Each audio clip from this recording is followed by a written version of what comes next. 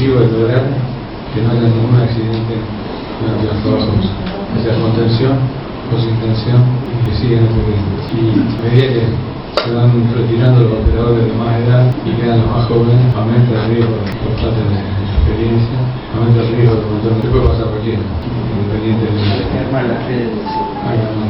Bueno, muchas gracias. Primero quiero agradecer a la Gerencia de Operaciones de Camesa, a Daniel Caller especialmente, por darnos este espacio para hablar de los temas de operadores. Fui operador durante 35 años, soy un viejo operador que ahora está jubilado. Somos de la misma generación con Juan, fuimos operadores en Hidronor y de la generación de cuando Daniel Caller era jefe de turno en Camesa, o sea que nos conocemos ya de hace muchos años, de los años 80. Bueno, ¿qué es lo que voy a intentar en esta charla? Generar conciencia, básicamente eso. Hace varios años, desde que me jubilé, que me dedico a dar las charlas por el PT15, soy docente, por eso esta vocación y este compromiso con los jóvenes. Y estamos viviendo un momento muy importante en el sistema interconectado, que es el recambio generacional. Muchos jóvenes se están incorporando y lo que necesitan es formación. Y formarse no es instruirse. El video está muy bueno, Juan, después te lo voy a pedir para difundirlo, porque el video nos muestra cómo son las 5 reglas de oro. Pero detrás de ese video tiene que haber un trabajo de formación. Formar significa tomar conciencia y asumir actitudes que nos protejan. El problema más grave que tenemos es la cantidad de incidentes o de accidentes que están ocurriendo. ¿Por qué? Porque uno dice, bueno, no se lastimó, no pasó nada. Pero fue un incidente, estuvo a punto de que ocurra algo. Y a veces los accidentes que ocurren no necesariamente tiene gente lastimada. A veces se rompen equipos. Hubo equipos muy costosos que han quedado averiados por un error de operación. Entonces, bueno, hoy vamos a hablar de todos esos temas. Espero que no se aburran. Y si se sienten que es aburrido lo que estoy diciendo, comiencen a preguntar. Entonces lo hacemos más dinámico y de esa manera no se aburren tanto. Vamos a hablar todo el tema de operaciones, así que los que están operando o los que son operadores o los que en algún momento operaron también pueden aportar, ¿sí? Bueno, voy a repetir algo que comenzamos a ver el año pasado cuando tuvimos la primera charla de este tipo, y tiene que ver con la organización del sistema eléctrico.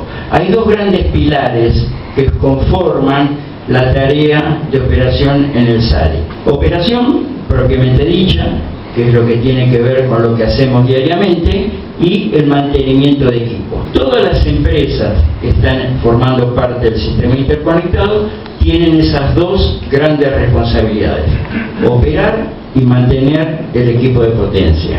¿Qué ocurre? Durante mucho tiempo, antes cuando era servicio público, ustedes saben que en los años 90 cambió el esquema de lo que es el servicio eléctrico. Antes de los 90, era un servicio público manejado por el Estado. A partir de los 90 aparece el mercado eléctrico y aparecen los agentes que forman el mercado eléctrico. De esa manera aparecen los generadores, los transportistas, los distribuidores. Este esquema cambia las relaciones y cambia la manera de trabajar. Entonces, operación y mantenimiento históricamente tenían gerencias autónomas. Estaba la gerencia de operaciones con toda la estructura de operaciones, los operadores de estaciones, y estaba la gerencia de mantenimiento que se ocupaba de las cuadrillas, los mantenimientos de estaciones, todo eso. Bueno, a partir de los años 90, cuando aparece el mercado eléctrico, todo este esquema cambia.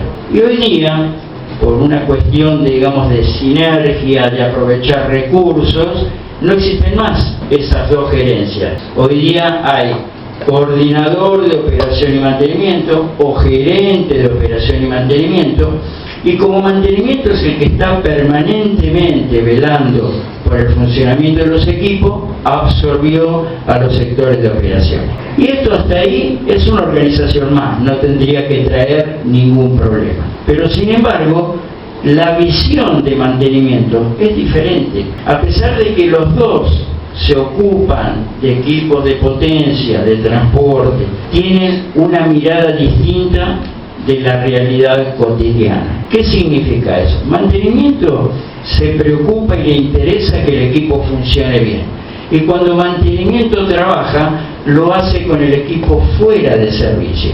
Entonces la visión que tienen de los equipos de potencia es otra. En la operación trabajamos con equipos energizados, trabajamos con equipos que están en servicio, trabajamos con equipos que en determinado momento tenemos que consignar, o sea, operar para entregárselo a mantenimiento, y en otros momentos tenemos que normalizar. Y se ha dado que en esos momentos es donde suelen ocurrir los accidentes, los incidentes y donde se averían equipos.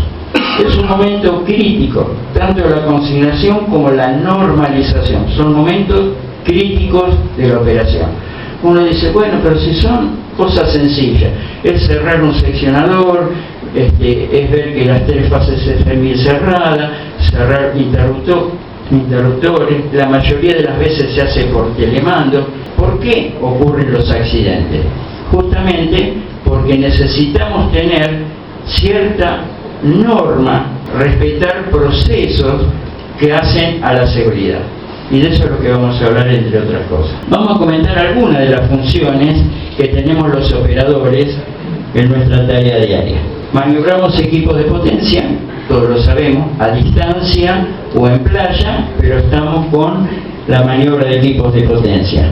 Supervisamos el estado de equipamiento cuando hacemos la recorrida en playa, vemos en qué estado está cada equipo.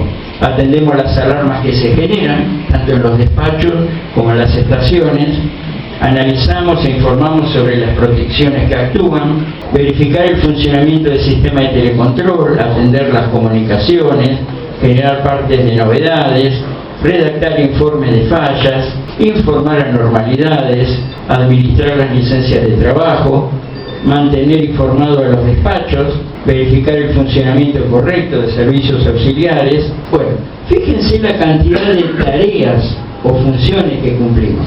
¿Por qué las enumero? Porque a veces la visión que tienen desde otros sectores de la empresa es que no hacemos nada. Estamos sentados 12 horas, 6 horas, tomando café, con aire acondicionado, y piensan que no hacemos nada.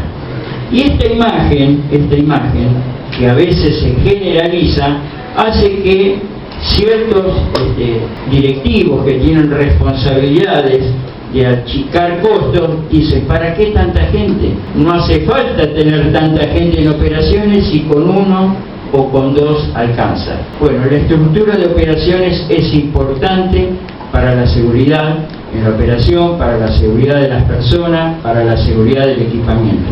Recién hablamos del doble control. El doble control es fundamental, es muy importante, porque las personas somos falibles.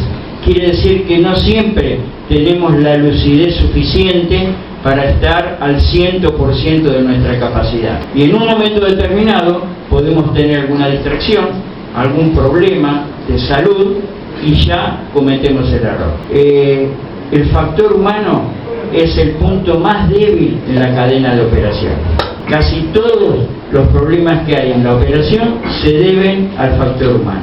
Imagínense cuando un joven ingresa a una empresa, tiene todo por aprender. Puede estar estudiando 10, 15, 20 días, un mes, y se sabe de memoria las 5 reglas de oro, se conocen las órdenes de servicio, le tomamos un examen teórico y lo aprueba con las mejores notas. Ahora, puesto a operar, ¿está preparado para operar? Necesita otro proceso que es más complejo, que es la formación. La formación no se obtiene sentado en un escritorio estudiando o mirando videos o escuchando a alguien que les hable. Necesita participar, necesita ese trayecto que le da la experiencia para que pueda adquirir habilidades de comportamiento seguro, habilidades que tienen que ver con el trabajo específico de la operación. Vamos a ver las responsabilidades que tenemos los operadores. Somos los responsables de la consignación de equipos, cumpliendo y hacer cumplir los protocolos vigentes. Esto es muy importante. Uno dice, bueno, pero eso ya lo sabemos. No necesariamente. No necesariamente. Sin dar nombres, porque no interesa ni dónde, ni quién, ni por qué. Pero ha pasado, cuando uno recorre el país y distintos lugares, donde el operador no es el que opera. Opera el de mantenimiento, o opera el electricista de turno. En algunas centrales hay electricistas de turno. Y el responsable es el operador. O sea, cuando se habilita un operador, esa habilitación le da la responsabilidad frente a la operación. En el momento de consignar un equipo, el responsable de la operación es el operador. Si es una central, el operador de campo. Si es en una estación, el técnico de estación o el operador.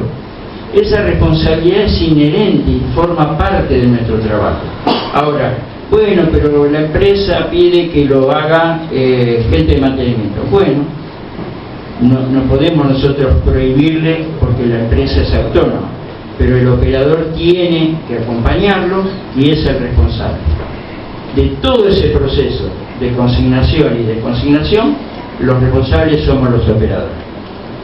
Somos conocedores del equipamiento de nuestra central, por eso administramos y controlamos el ingreso de la misma aplicando los protocolos y procedimientos. En muchas estaciones o centrales suele haber obras. El momento de la obra es el momento más crítico, porque el que viene a la estación no necesariamente conoce cuáles son los riesgos. Y nosotros somos los responsables de marcarle el área de peligro, de acompañarlo. Somos los que le tenemos que indicar cuáles son los lugares donde puede trabajar y cuáles son los lugares que traen riesgo. Somos generadores de alertas y informamos fallas del equipamiento a nuestro cargo. Todos sabemos que el operador en el turno hace las recorridas. Si es una central, va el operador del campo. Si es el de estación, hace la recorrida en la estación. Todas las fallas que detectamos las tenemos que informar. Porque un equipo que está con un problema, si no lo informamos nadie se entera.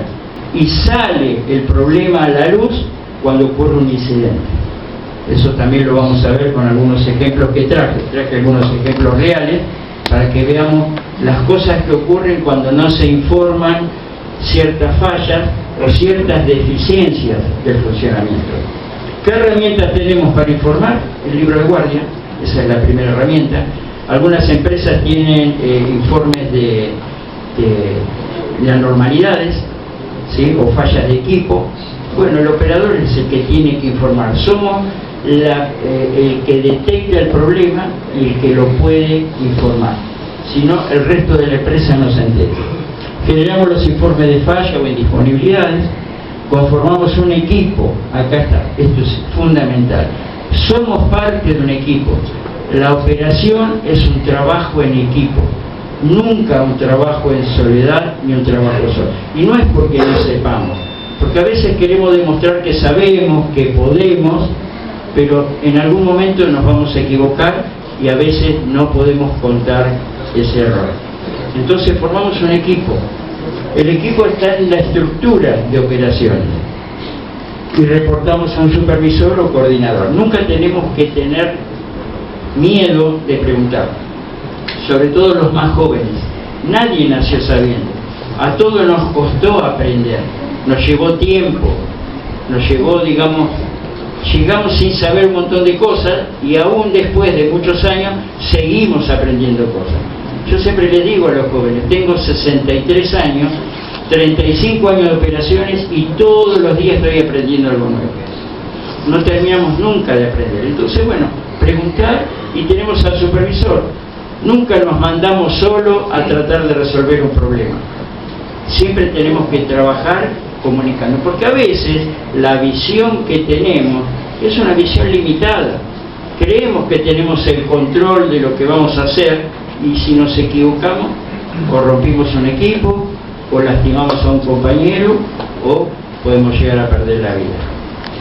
Siempre trabajo en equipo. Ese es uno de los mensajes que les quiero dejar. El trabajo de operaciones es un trabajo en equipo. Bueno, los campos de maniobra es la herramienta nuestra de trabajo. Si estamos en un despacho, a través del unifilar de la escala, operamos con campos de maniobra. Si estamos en la estación, operamos en los campos de maniobra. Entonces, el campo de maniobra hace a la operación segura. Si un equipo no está funcionando bien, es nuestra herramienta y somos responsables de informar que eso no está andando bien. Tenemos que conocerlo. Cuando vamos a hacer la recorrida por la playa, tenemos que conocer cómo es el funcionamiento, cuáles son las características de ese equipo, porque hace ese conocimiento a un buen manejo de los equipos de potencia. Los puntos de conexión. Y acá viene un tema central de los tiempos que vivimos. Cuando el servicio eléctrico era del Estado, existían las empresas que tenían a su cargo la generación, el transporte, la distribución. Estaba Agua y Energía, estaban las empresas provinciales, estaba Segva. Entonces, el hecho de que manejara todo hacía que muchas veces en una estación transformadora hubiera máquinas que generaban o hubieran distribuidores que tomaban directamente de la estación las celdas para distribución. Cuando aparece la organización de mercado eléctrico, ya aparecen los agentes del mercado.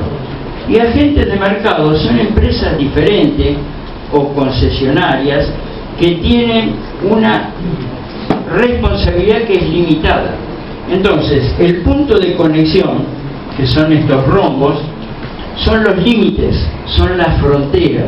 Los operadores lo tenemos que conocer, porque hasta ese punto está nuestra responsabilidad.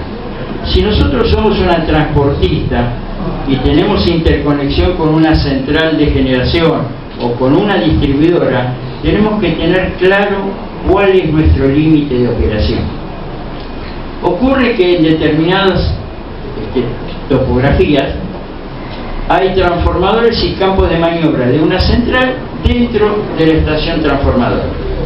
Y por usos y costumbre, el operador de la central hace la recorrida dentro de la playa de la transportista y no tiene en cuenta que son agentes diferentes. Entonces, bueno, sabemos que en una playa de maniobra es un lugar de riesgo. Ahora vamos a ver qué riesgos hay en una playa. Y nosotros vamos y el transportista a lo mejor no sabe nada. Y si ocurre algún accidente con el que está haciendo la recorrida, lo primero que va a hacer la transportista es preguntar si qué hacías en la estación si vos sos de la central, o qué haces en la estación si sos de la distribuidora. Es muy importante, por eso en esos puntos se establecen los convenios de conexión. El convenio de conexión es un acuerdo entre agentes del mercado. Si nos ponemos de acuerdo, bueno, tenemos una interconexión, vamos a ver cómo vamos a operar, cuál va a ser el límite, y algunos de los puntos que tienen los convenios de conexión para que ustedes vean son los límites de propiedad en alta y en baja. Límites de propiedad en alta y en baja. Nosotros, como operadores de una central o de una distribuidora, tenemos que saber cuál es nuestro ámbito de manejo y cuál es el lugar físico donde podemos transitar y estar en la recorrida o cuando estamos haciendo nuestro trabajo. El límite de operación y mantenimiento. Fíjense qué importante. ¿Quién pone la tierra acá? ¿Quién opera el seccionador? Y esto que parece algo simple, no es tan simple, porque hay lugares donde hay una nebulosa y ya le digo, no hay un límite, no hay un alambrado que diga, bueno, hasta acá es mi responsabilidad, de acá para allá es la tuya. Se comparten espacios físicos. Entonces de pronto hay dudas, bueno, el seccionador de barra, ¿quién lo opera? ¿Lo opera la transportista? ¿Lo opera la generadora? ¿Quién opera ese seccionador? Y ahí hay ciertas confusiones. Entonces, eso se aclara en los convenios de conexión. Fíjense qué importante, porque el convenio de conexión es el que define responsabilidades. Condiciones de operación y mantenimiento, fundamental. Normas y procedimientos de seguridad, características técnicas del equipamiento, servicios prestados entre las partes. Porque a veces hay ciertos convenios donde una cooperativa en distribución o una central presta servicio a la transportista. pero eso está escrito. O sea, yo soy de una central, voy, le opero el seccionador de barra a la transportista, pero hay un convenio que me respalda. No es algo de palabra o por usos y costumbres, bueno, ya que estás ahí, operame el seccionador. Por eso es importante que estén escritos y que haya acuerdo entre las partes por los servicios prestados. Responsabilidad de las partes, fundamental. Mientras todo está bien, no pasa nada, nadie se entera, nadie va a preguntar. Cuando hay un accidente o un incidente, lo primero que se busca son las responsabilidades.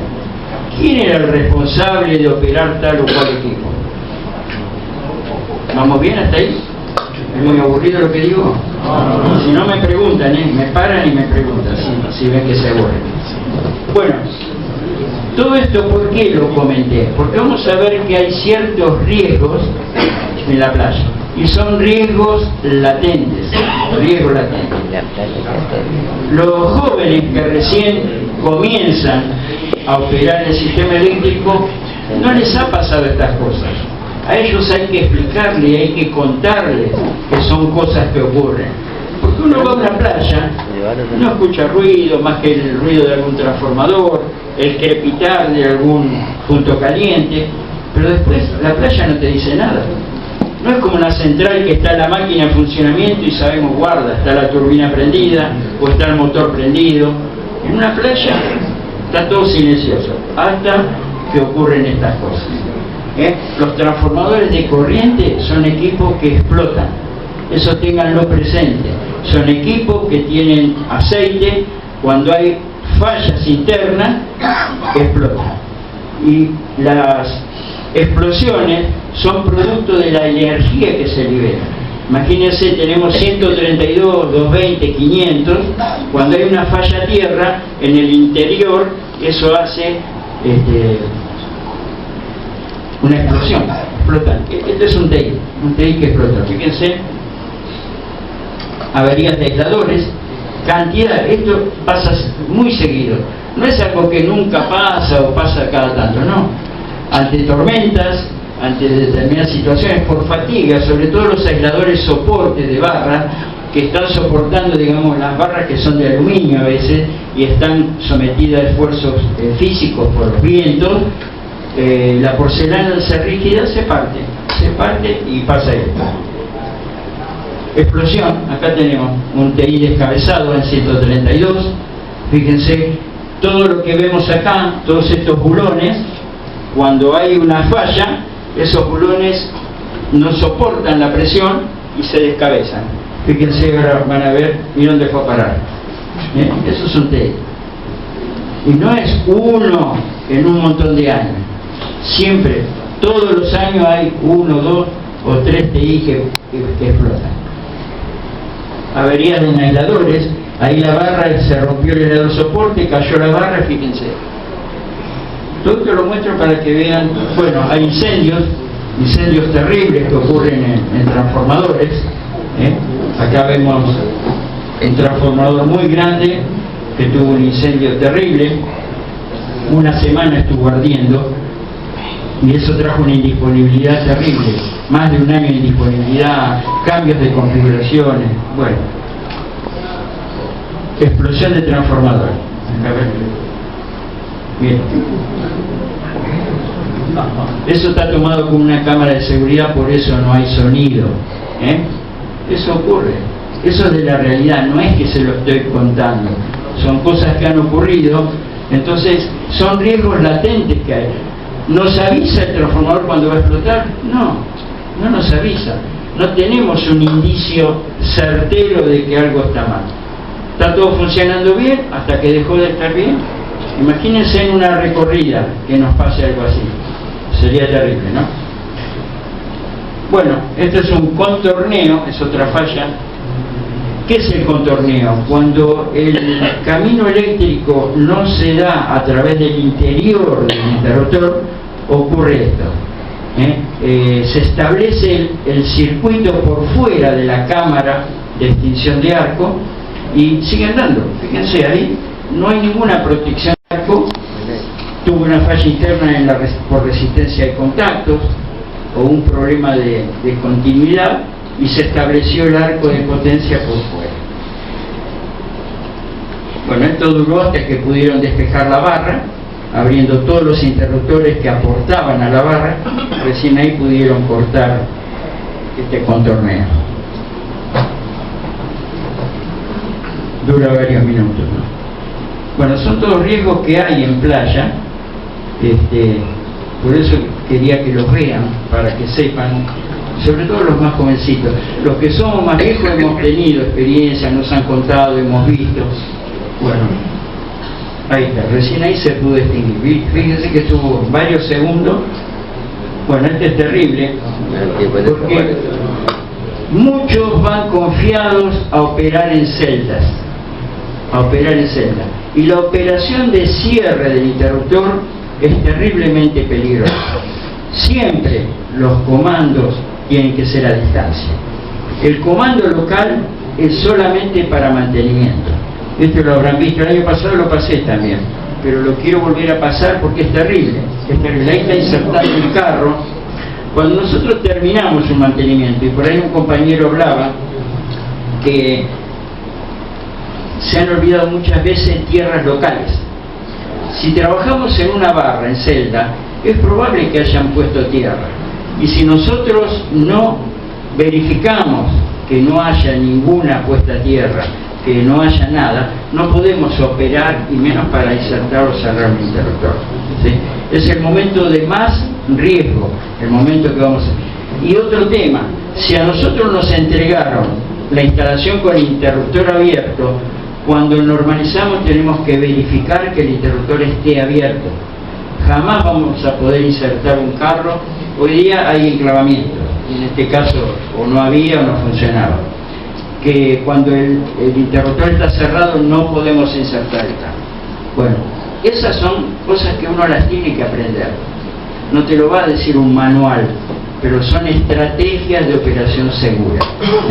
Si yo voy a normalizar un equipo, tengo que ver que la condición sea interruptor abierto, por ejemplo. Bueno, entonces, ¿qué tenemos que hacer? Porque todo esto no lo solucionamos con saberlo solamente.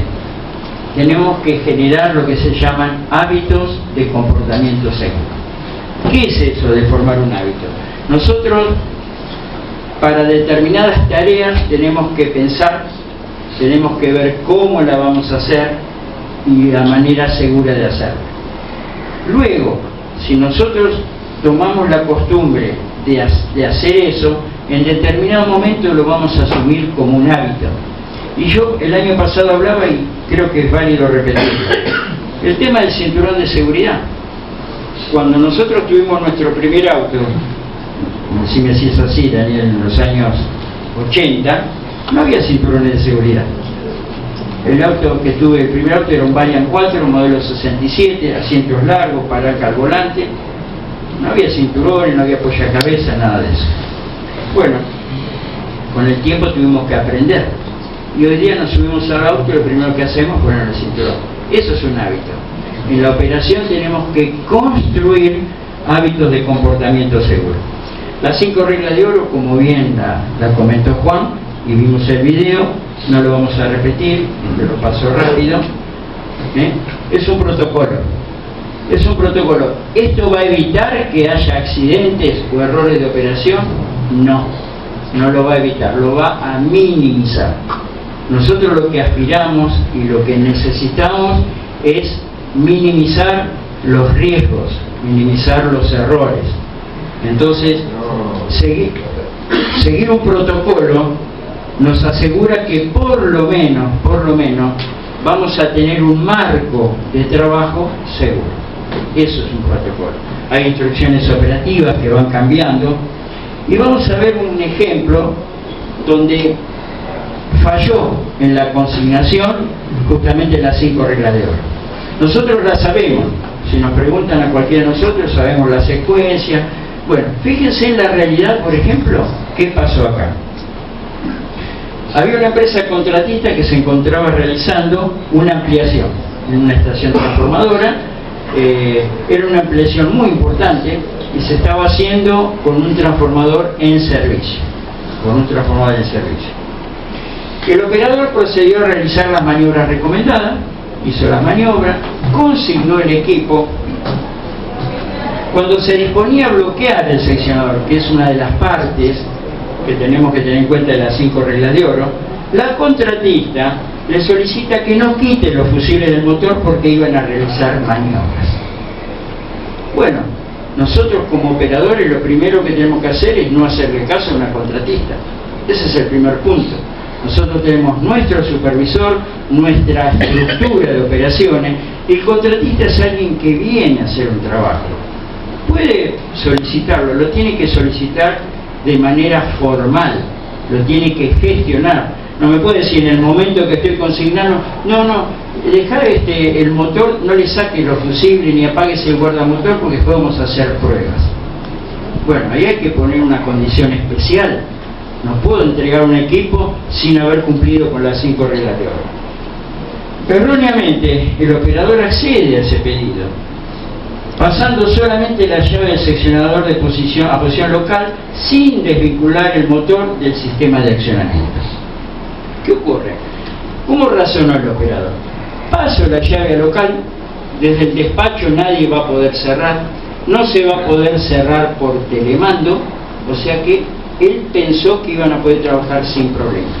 Ahora, no siempre, fíjense lo que pasó acá. En determinado momento se cierra un circuito de comando y opera el seccionador que debía permanecer abierto y bloqueado. ¿De qué manera? De una manera insólita. La empresa contratista estaba cableando en una bornera toda la parte de comando. El operario que estaba haciendo el cableado había pelado todas las puntas y tenía el multipar en el suelo para ir poniéndolo en borneras, con las perlitas, como se hacen los cableados, ¿no?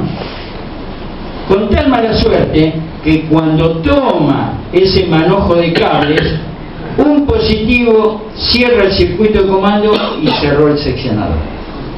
Eso puede pasar una en 1.000.000. Es algo que no ocurre.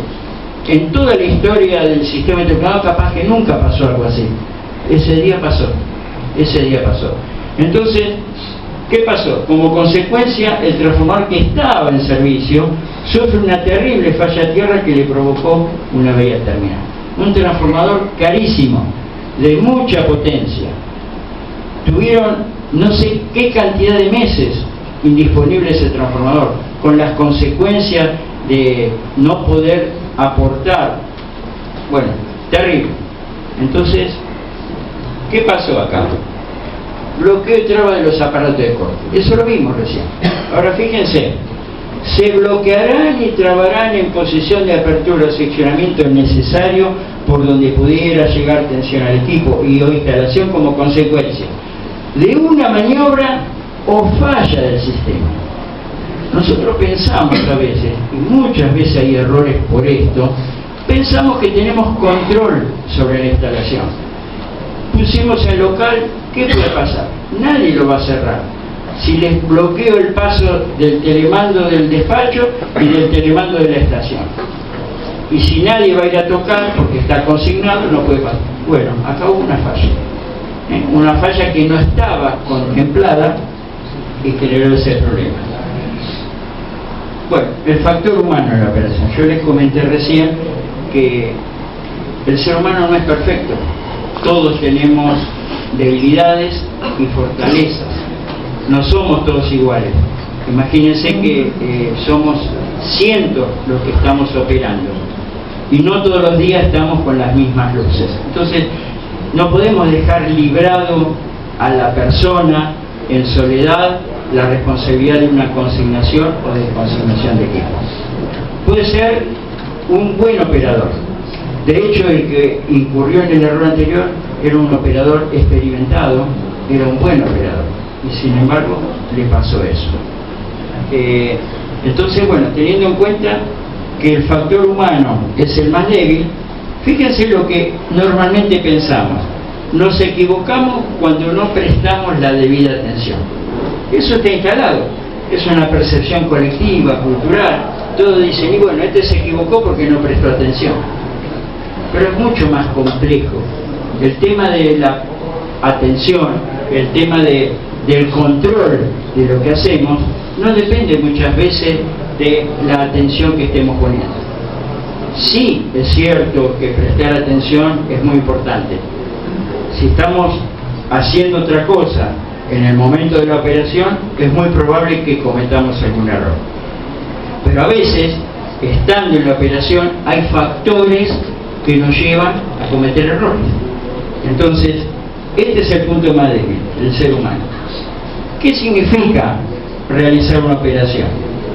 Comprensión racional de lo que estamos haciendo. No podemos ir a la playa a improvisar. Cuando vamos a la playa ya tenemos que tener claro lo que vamos a hacer y cómo lo vamos a hacer. Porque uno puede tener mucha experiencia, pero las situaciones no son todas iguales. Las tenemos que pensar. Las maniobras se analizan, se conversan y acá viene el tema del grupo.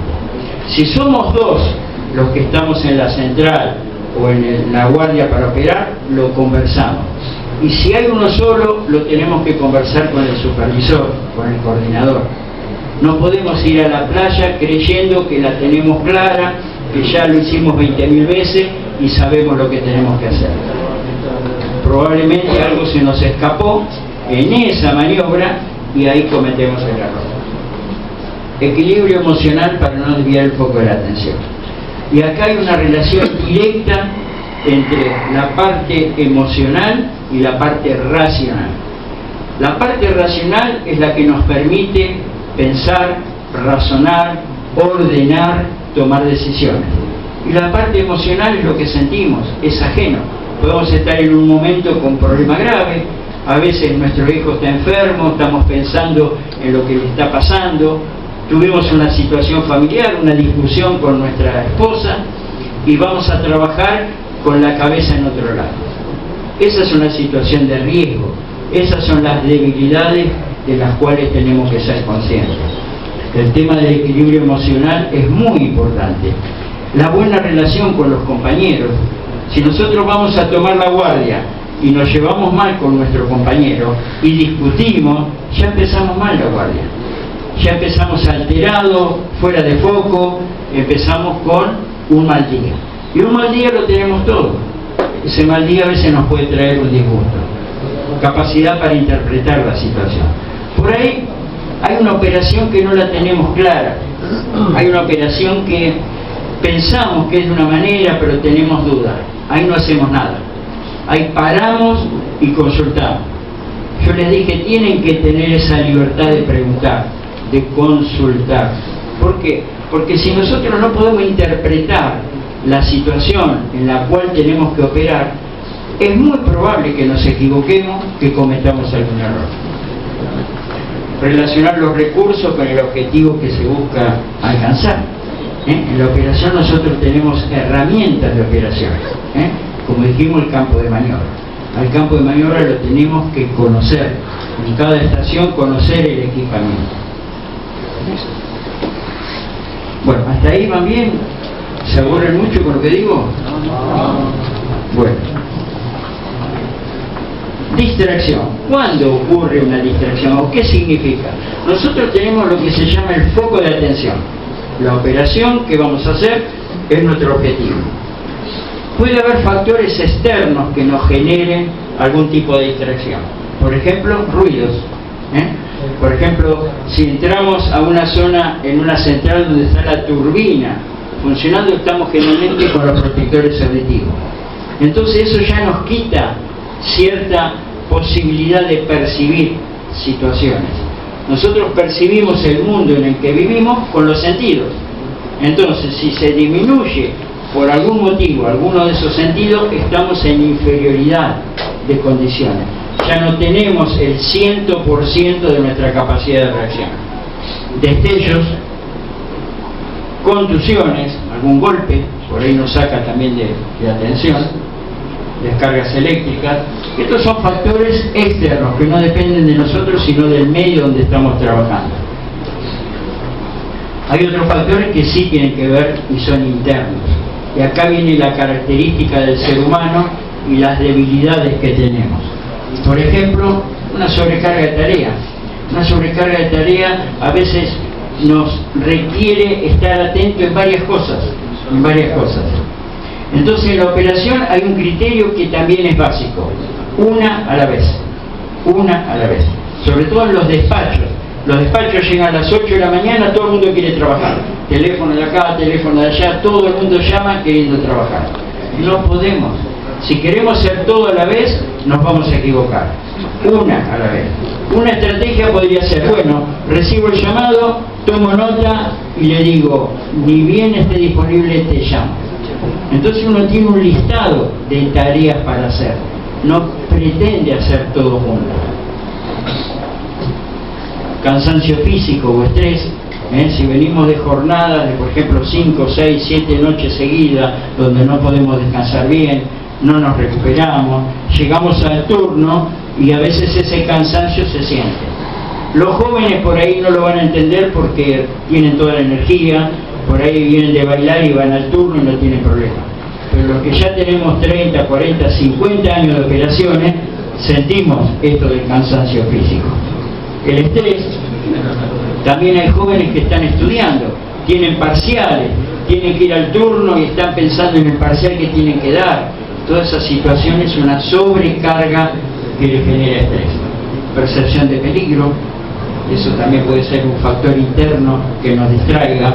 Estamos más concentrados en lo que pensamos que puede llegar a pasar y no en lo que vamos a hacer.